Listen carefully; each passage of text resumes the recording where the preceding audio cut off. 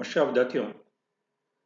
आज हम चर्चा करेंगे क्रिटिकल कांस्टेंट्स या क्रांतिक नियतांक ऊपर। पिछले वीडियो में हम लोगों ने प्रेशर, वॉल्यूम और टेम्परेचर के सामान्य पदों के अलावा तीन नए terms critical temperature, critical pressure और क्रिटिकल वॉल्यूम, इनके बारे में बात की थी।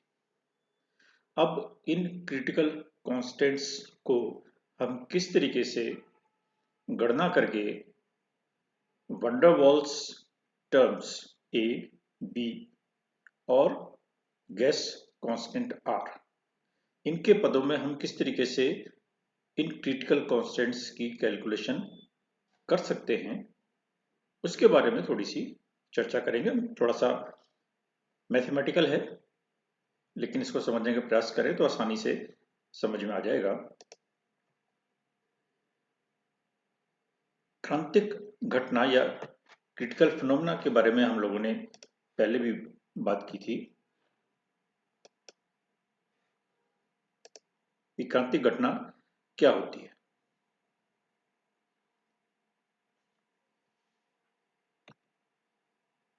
द्रव को जब हम गर्म करते हैं तो वाष्प में परिवर्तित होता है, और जैसे जैसे वो वाष्प में परिवर्तित होता चला जाता है वैसे वैसे द्रव का आयतन धीरे धीरे करके कम होता चला जाता है।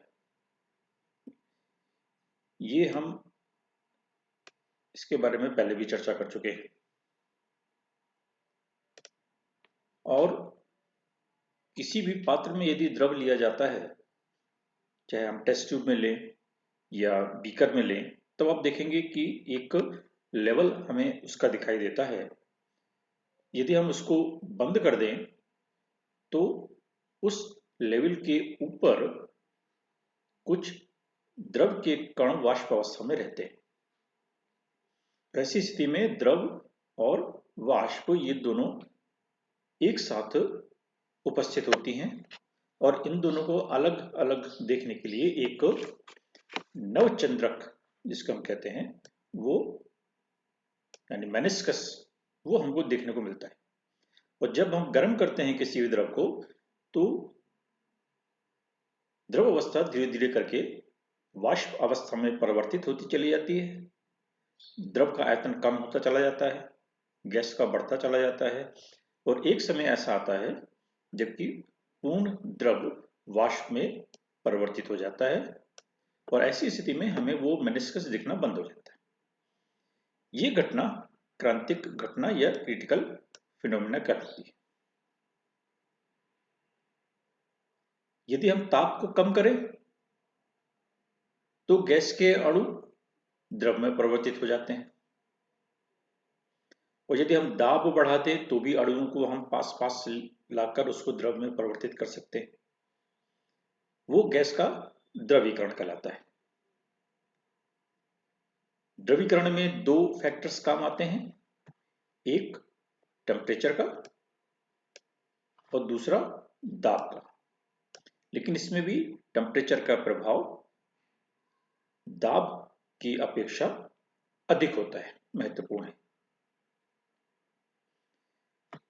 वायुमंडलीय दाब हम जानते हैं एक एटमॉस्फेरिक प्रेशर होता है, और वायुमंडलीय ताप 25 डिग्री सेंटीग्रेड हम लेके चलते हैं।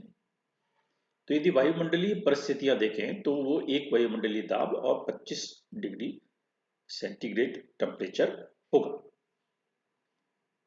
वायुमंडलीय दाब पर हम किसी भी गैस को ताप कम करके द्रवित कर सकते हैं। दो फैक्टर्स हैं, दाब और ताप। दाब को हमने फिक्स कर दिया वायुमंडलीय दाब, और ताप को कम करते चले जाएं तो कोई ना कोई एक ऐसा ताप आता है जबकि वो गैस द्रव में परिवर्तित हो जाएगी। लेकिन सामान्य ताप की यदि हम बात करें, यानी किसी गैस को 25 डिग्री सेंटीग्रेड पर रखें और फिर उस गैस को हम दाब आरोपित करके द्रवित करना चाहें, तो ये आवश्यक नहीं है कि सभी गैसें द्रव में परिवर्तित हो जाएं। कुछ गैसें द्रव में परिवर्तित होती हैं और कुछ नहीं भी होती हैं। इसका तात्पर्य हुआ कि ताप कहीं ना कहीं उसमें बाधा उत्पन्न कर रहा है, अर्थात ताप का रोल दाब की अपेक्षा अधिक है। तो ऐसी स्थिति में हम कह सकते हैं कि प्रत्येक गैस के लिए कोई ना कोई एक ऐसा ताप होता है जिसके ऊपर यदि गैस का ताप है तो उसको द्रवित नहीं किया जा सकता। यही ताप हमारा क्रांतिक ताप कहलाता है। अर्थात यदि किसी गैस का क्रांतिक ताप मान लीजिए 30 डिग्री सेंटीग्रेड है, तो 30 डिग्री सेंटीग्रेड से ऊपर यदि हमारा वायुमंडलीय ताप है या जिस ताप पर हम एक्सपेरिमेंट कर रहे हैं वो ताप 30 डिग्री से अधिक है, तो ऐसी स्थिति में उस गैस को द्रवित नहीं कर पाएंगे दाब आरोपित करके। परंतु यदि उसका ताप 30 डिग्री सेंटीग्रेड से कम है तब हम उस गैस को द्रवित कर पाएंगे। तो ये एक तरीके से सीमांत ताप होता है जिसके ऊपर यानी टेम्परेचर यदि उससे अधिक है तब तो हम दाब डाल के उसको द्रवित नहीं कर पाएंगे, और यदि कम है तो दाब से उसको द्रवित कर पाएंगे।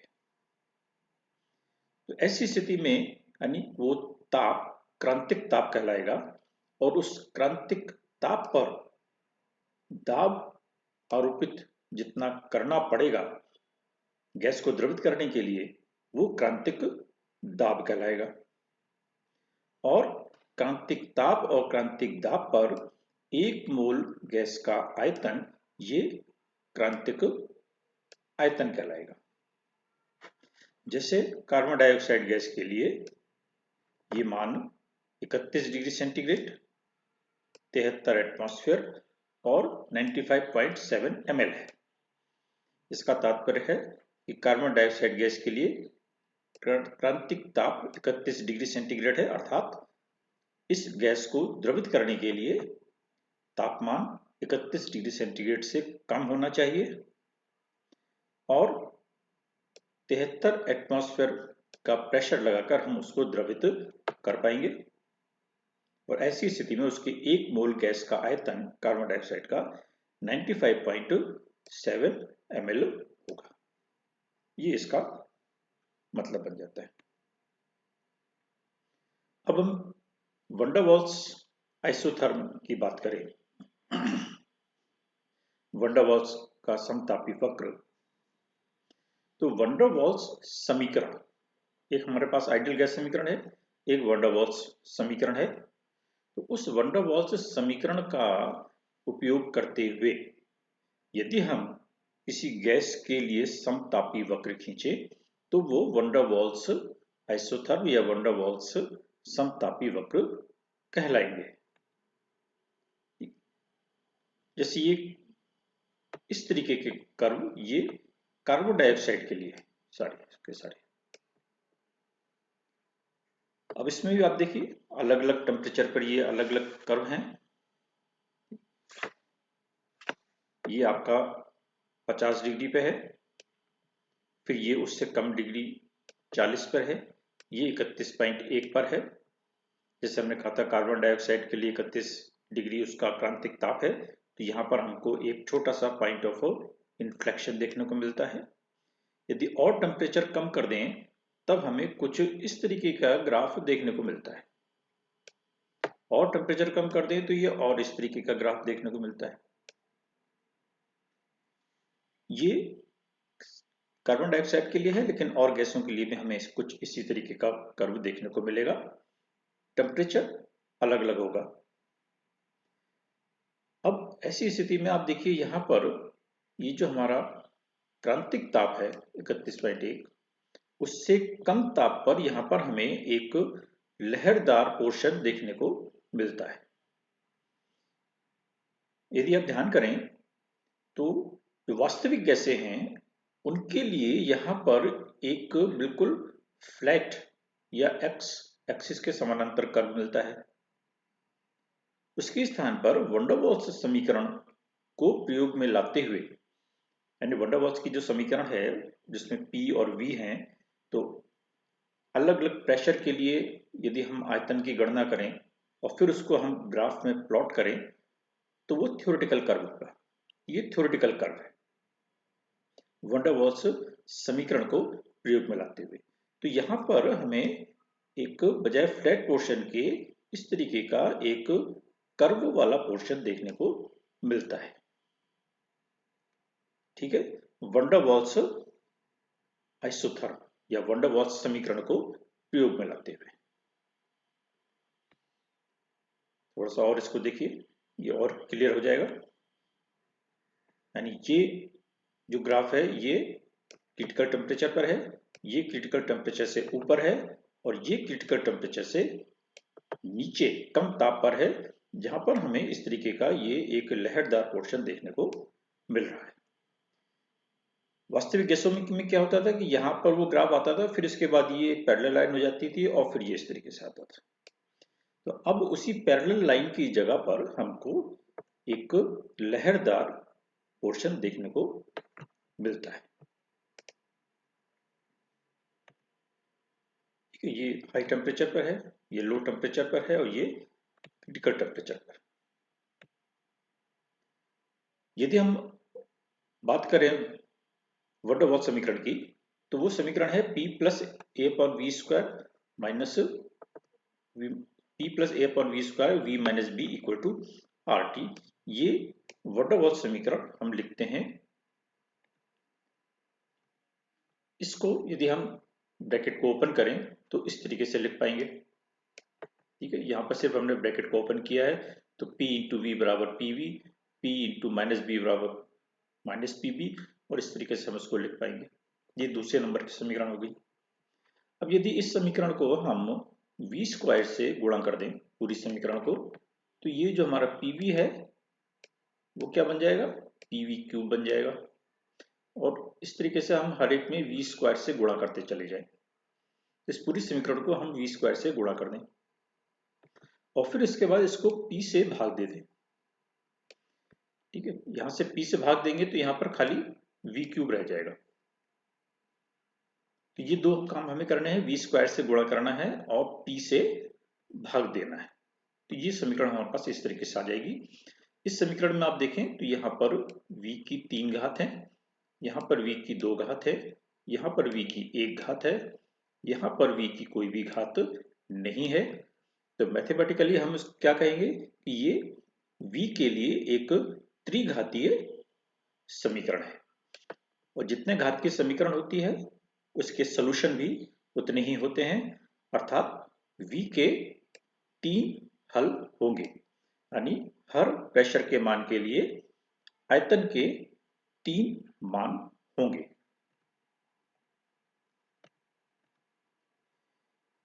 ठीक है, कार्बन डाइऑक्साइड के लिए जो हमने वक्र खींचा था उसमें इसको हम देख सकते हैं।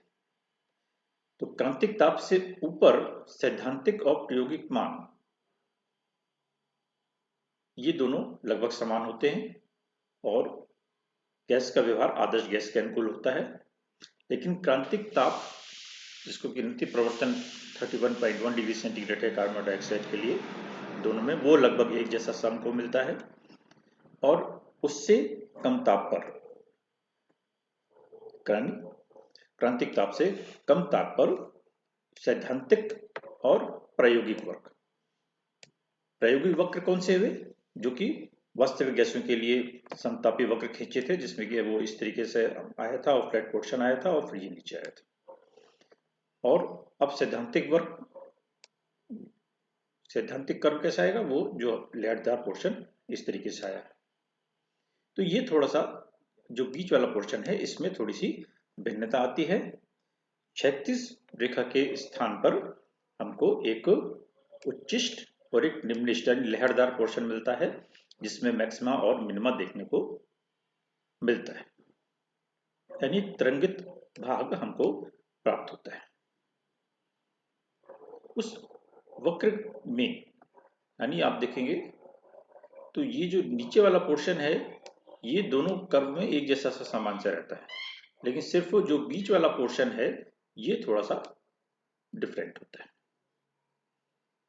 यहां पर आप देखिए तो ये एक मान आयतन का, ये दूसरा मान आयतन का और ये तीसरा मान आयतन का, यानी दाब के एक ही मान के लिए आयतन के 3 मान यहां पर हमको मिलते हैं सैद्धांतिक। ठीक है, हम सैद्धांतिक की बात कर रहे हैं। और जैसे जैसे हम टेम्परेचर बढ़ाते चले जाते हैं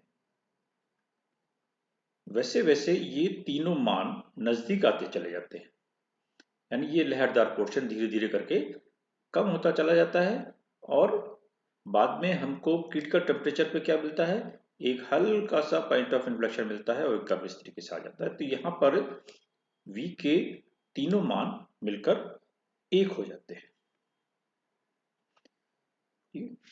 तो लहरदार बाग हमको प्रयोगों से प्राप्त नहीं हो पाता, ये सिर्फ एक सैद्धांतिक कर्व है। नेक्स्ट क्वेश्चन में हम लोग क्रिटिकल कांस्टेंट्स की कैलकुलेशन किस तरीके से करेंगे इसके बारे में बात करेंगे।